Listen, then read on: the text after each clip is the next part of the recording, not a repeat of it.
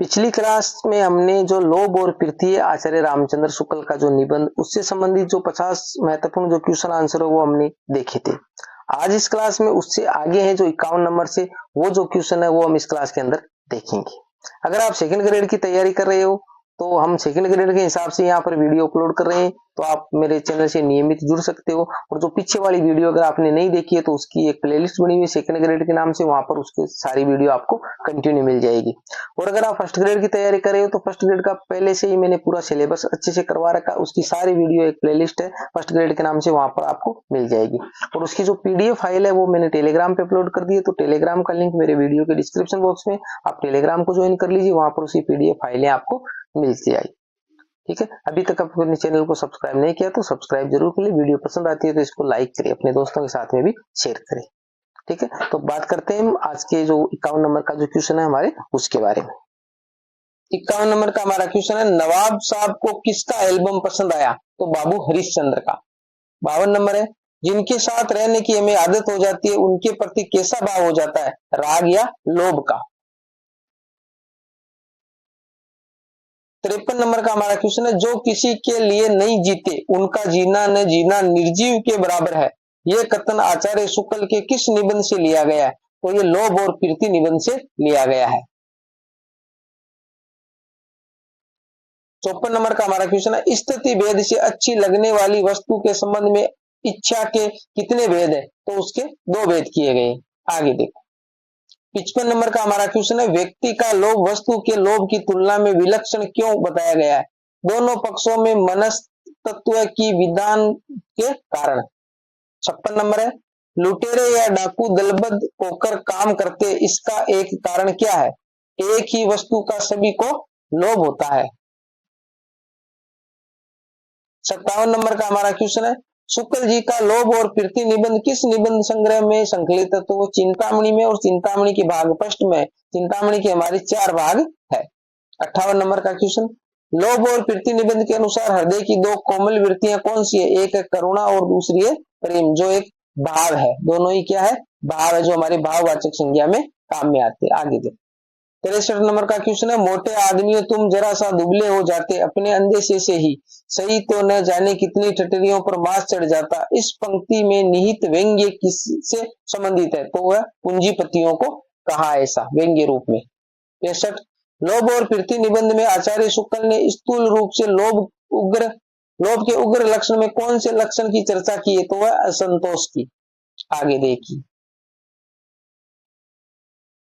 66 number का हमारा question है, आचार्य शुक्ल ने अपने निबंध लोभ और पृथ्वी में अपने लखनवी दोस्त के साथ किस ऐतिहासिक स्थल को देखने का वर्णन किया है? सांची का स्तूप, जो एमपी यानी मध्य प्रदेश में है।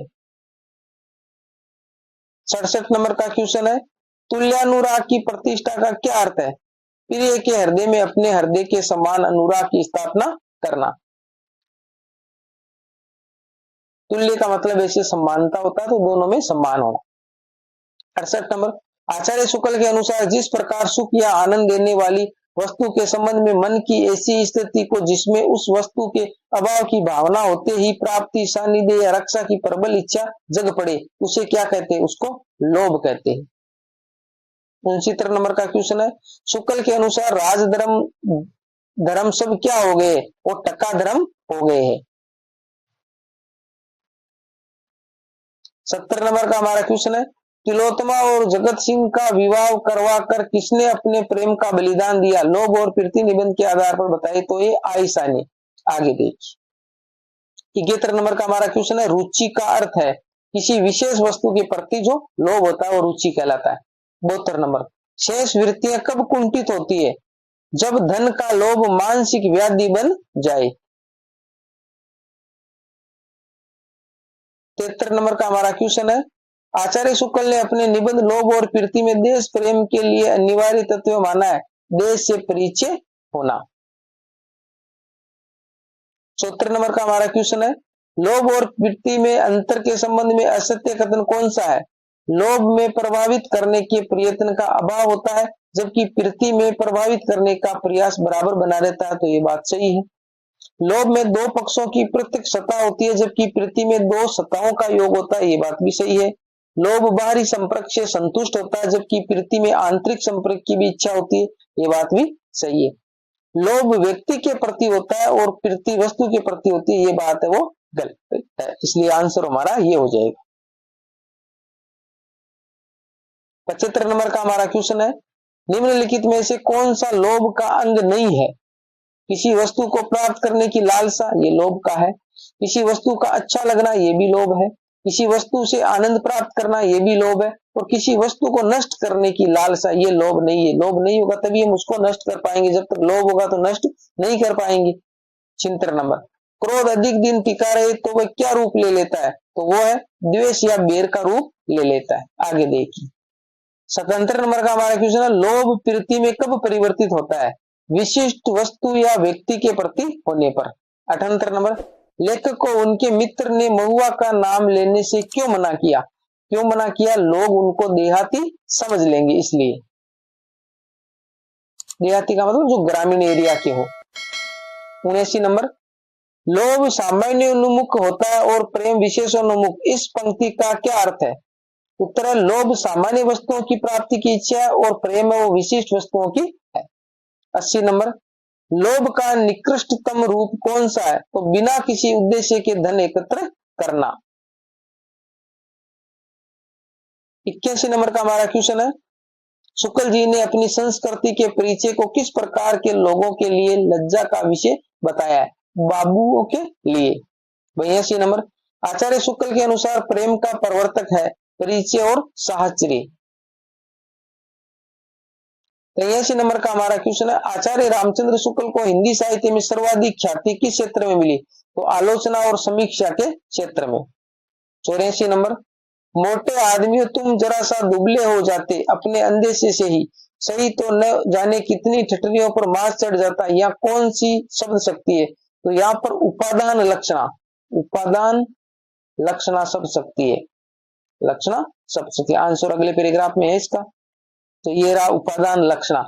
इसको अच्छे से आपको समझना है तो जो हमारा प्लेलिस्ट बनी हुई है फर्स्ट ग्रेड और सेकंड, वहां पर इसकी वीडियो है, अच्छे से आप देख सकते हो। मैंने उपादान लक्षणा, लक्षण लक्षणा, रूढ़ि लक्षणा, ये सारी जो है प्रयोजनवती लक्षणा, ये सारी चीजें वो अच्छे से मैंने वहां पर बताई है। 85 नंबर है, स्थिति भेद से अच्छी लगने वाली वस्तुओं के संबंध में इच्छा के दो भेद कौन से? पाने के बाद वस्तु को दूर न करने की इच्छा और वस्तु को पाने की इच्छा, दोनों ही है। 86 नंबर का हमारा क्वेश्चन है, उपासक शब्द पत्थर के हो गए ऐसा लेखक के अनुसार किस कारण से हुआ? तो पैसे के प्रभाव के कारण ऐसा हुआ।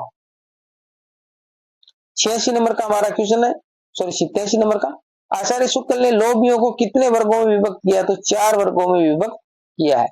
81 नंबर, आचार्य शुक्ल ने अपने निबंध लोभ और प्रीति में हिसाब किताब की बात किससे नहीं माना है? प्रेम को, यानी प्रेम में कोई हिसाब किताब नहीं होता है। 89 नंबर का क्वेश्चन है, शुक्ल जी ने निम्न में से किस तथ्य को पृथ्वी पर सुख शांति में सबसे बड़ा अवरोध माना है? तो वह व्यापारोन्माद।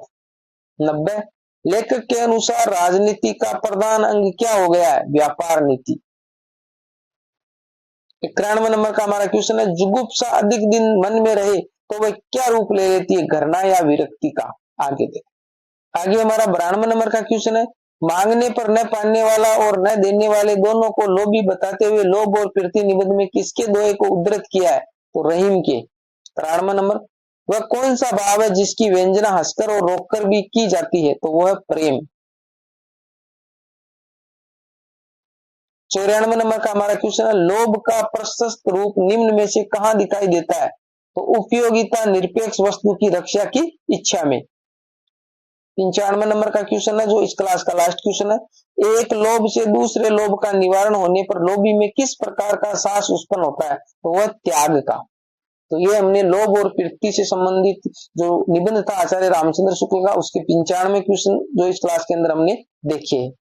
उम्मीद करता हूँ ये क्लास आपको अच्छी लगी होगी। अगर अच्छी लगी है तो इसको लाइक करिए, अपने दोस्तों के साथ में भी शेयर कीजिए। मिलते हैं अगली वीडियो में, तब तक के लिए जय भीम जय भारत। अभी तक आपने चैनल को सब्सक्राइब नहीं किया तो सब्सक्राइब जरूर कर लीजिए।